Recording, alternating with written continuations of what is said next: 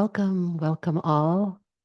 This is Dorian, Baroni. Have the pleasure of filling in this summer while Antoinette Klatzky is on a well-deserved summer break. And I just want to extend a warm welcome to everyone. It's such a joy and delight to be able to co-host with my dear friend and colleague Sequoia Owen today. And I see many familiar faces and some new faces, so welcome everyone. A deep breath as we land together. So as some of you know, those of you who've been here before, the Women Together initiative is about bringing together women to learn some tiny practices together, to rest, to restore, and to take action in our various spheres of influence, and to connect with each other. So we will be starting with a tiny practice. And I'm going to invite you into the 3 breaths practice. It's simply taking 3 breaths intentionally. We breathe all the time, but just slightly longer breaths. The first breath is dedicated to length.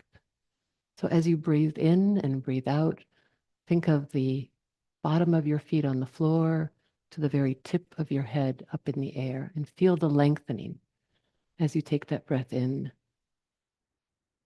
and out. The second breath we're going to dedicate to width. So as you take your breath in and out, imagine expanding laterally, side to side, taking up space. In and out. And the final of the 3 breaths is depth.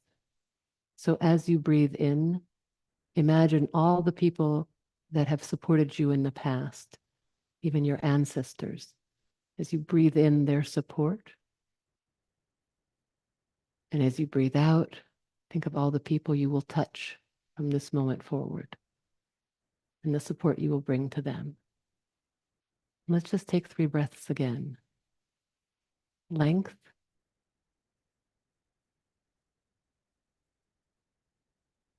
width, take up space, and depth. The past, the present, and the future connected.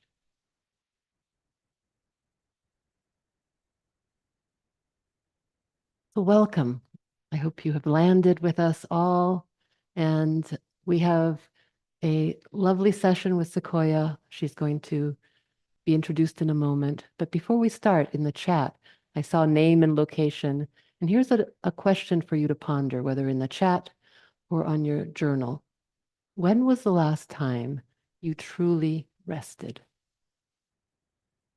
So answering either in the chat or on your journals, or both, if you can multitask. When was the last time that you truly rested? Give ourselves a minute to reflect on that.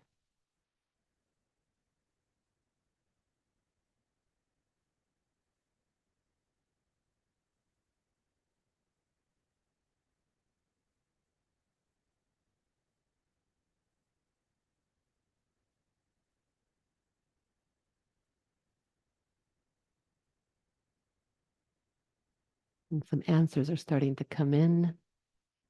This past weekend on Sunday,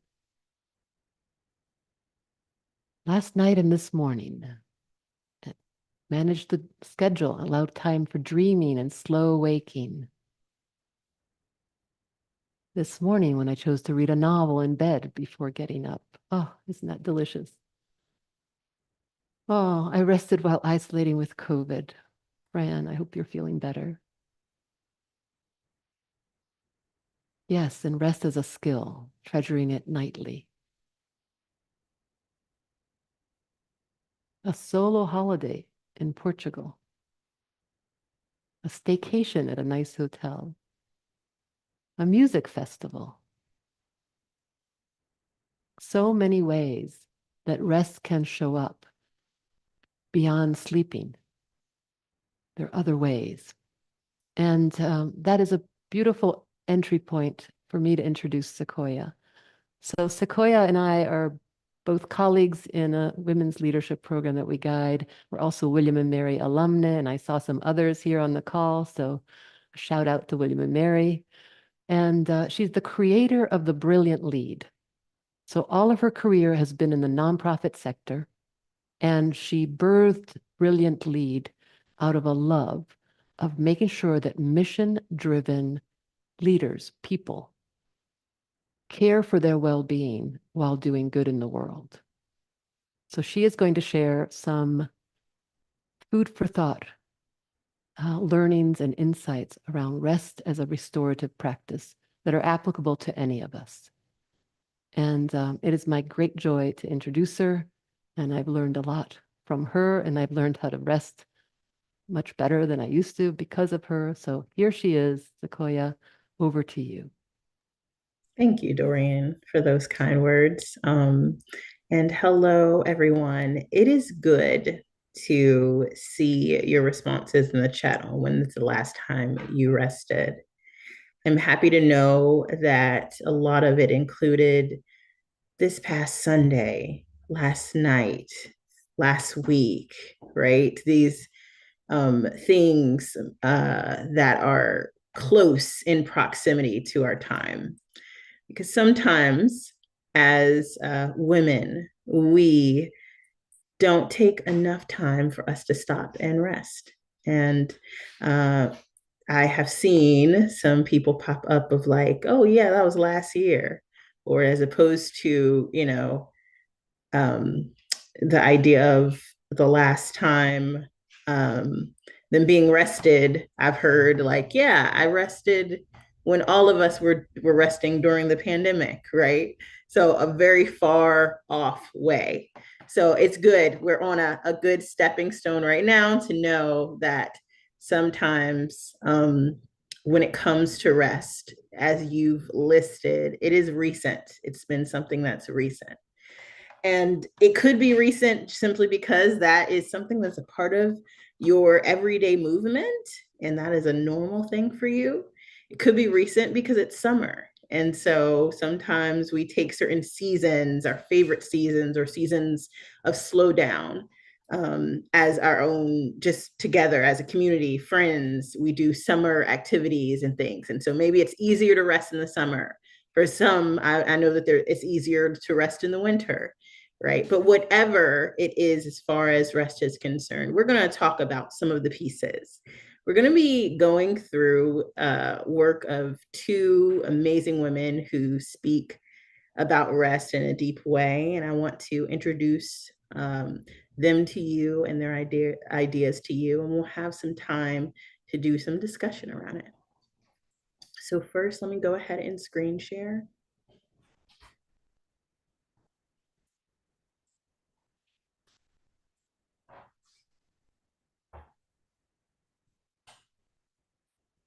Okay.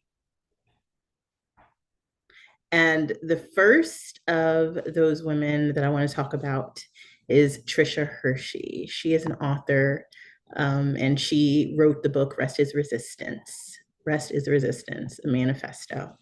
This is a quote from her. She says, resting our bodies and minds is a form of reverence.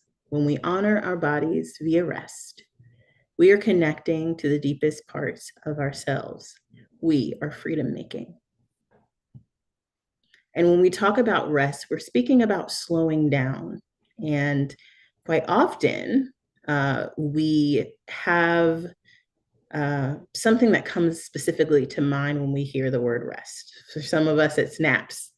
For some of us, it's like, okay, the last time I slept is the last time I rested, right? And so I want to talk about the 7 types of rest. So this is another woman, Dr. Sandra Dalton Smith. She wrote a book called Sacred Rest, and she speaks about 7 types of rest. So we want to dive a little bit into the 7 types of rest. So physical rest is when we actually give our muscles time to repair and recover. So this is going to help us avoid injuries and reduces fatigue. Some people automatically think of physical rest when we say rest. This can be sleep, or it can be stretching. It can be going for a leisurely walk. not a walk to get your steps in, not a walk where you're looking at your heart rate, but a leisurely walk. For some, it's taking a nap. For some, it's getting a massage. But these are all types and forms of physical rest. So as I go through the different types of rest, I want you to just start noting in your brain the mental pieces of, yeah, that's the one I usually lean into, or I don't tap into this one as much. I want you to notice. Then we have mental rest. And so that's taking a break from constant mental stimulation that we face every day. So that can be avoiding social media. That can be practicing meditation so that we're not allowing our thoughts to roam and to really rule us, right? To think about the to-do lists of what happens next. That's the mental rest.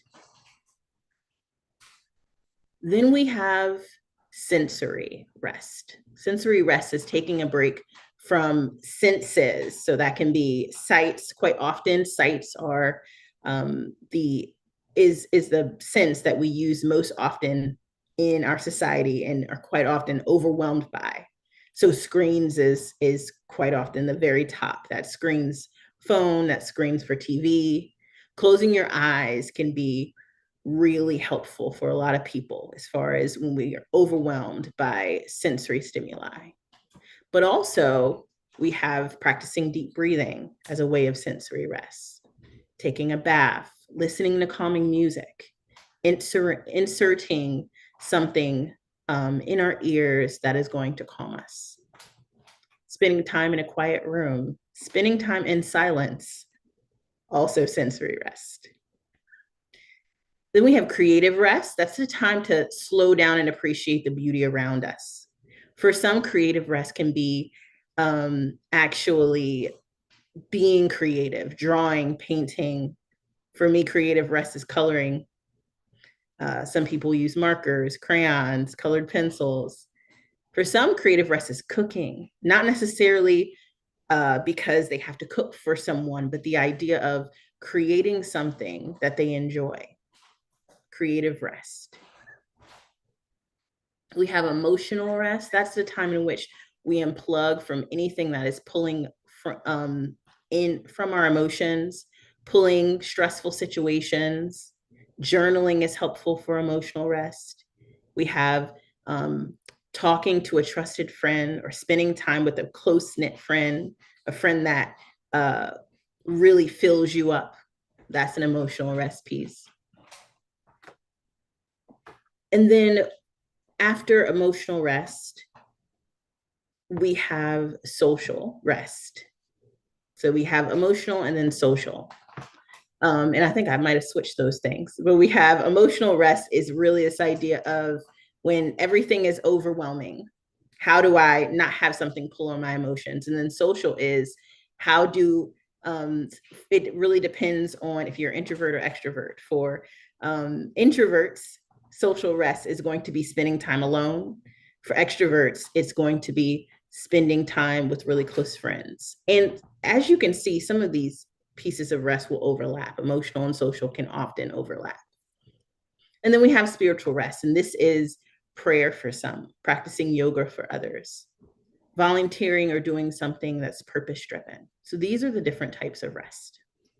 Now, as we move on from the different types of rest, we also have meditations for rest. Now, before you begin reading, we're going back to Tricia Hershey's work. And I want you to just take a minute to close your eyes, or if you're not comfortable with closing your eyes, focusing somewhere on the room, not on the screen. I'm going to read these meditations for rest to you. So I want you to use your ears and just listen. And as I read them, I want you to notice. I want you to notice the ones that you have reactions to. There are times in which you're going to be like, yeah, I agree with that. And there are going to be times in which you're like, what? I don't get it. And that's okay. I just want you to notice. So I will read it.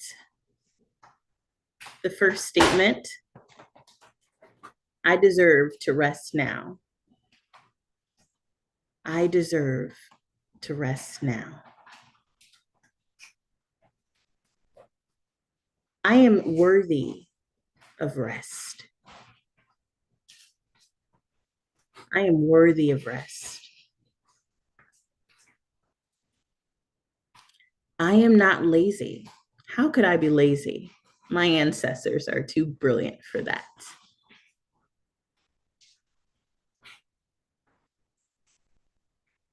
Capitalism wants my body to be a machine. I am not a machine. I am a magical and divine human being.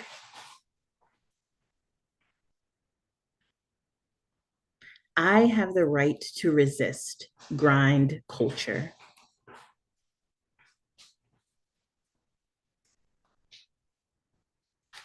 I don't have to earn rest.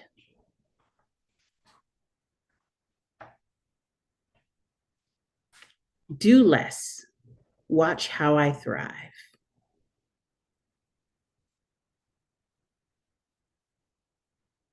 Ease is my birthright.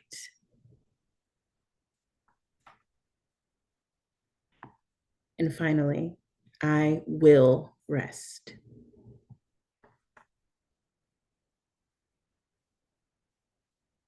So I want you to go ahead and take a deep breath.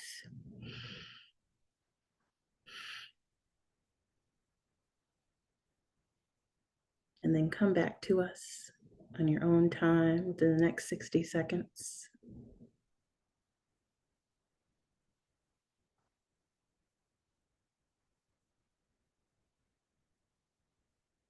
Welcome back.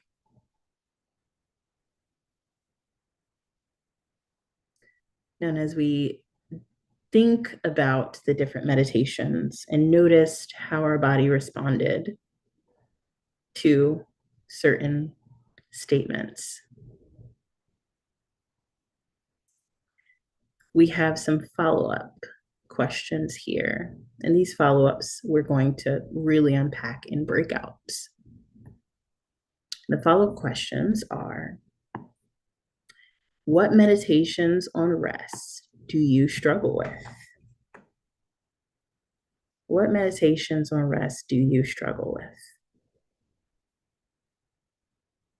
And then finally, if that statement were true, that statement that you struggle with, if it were true, what would that mean for you? So I'll go ahead, and as you think about what meditations on rest do you struggle with, I'll go ahead again and put them on the screen for you to reread or review. Give you a minute to do that before we go out and breakouts.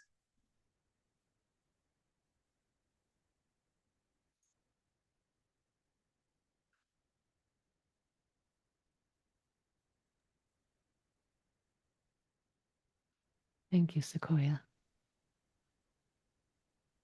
So as Sequoia mentioned, we're going to go into breakouts.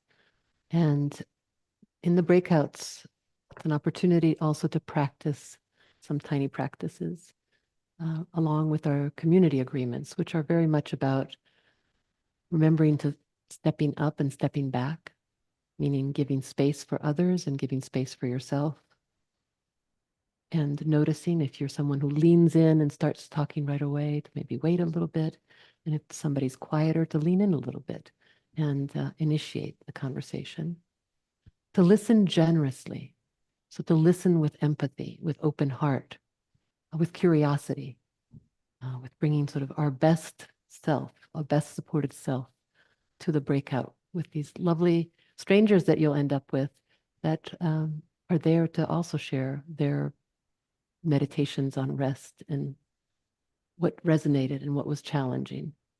And then always a reminder to speak from your own experience, I statements, we call them, but very much rather than going to generalizations, which is often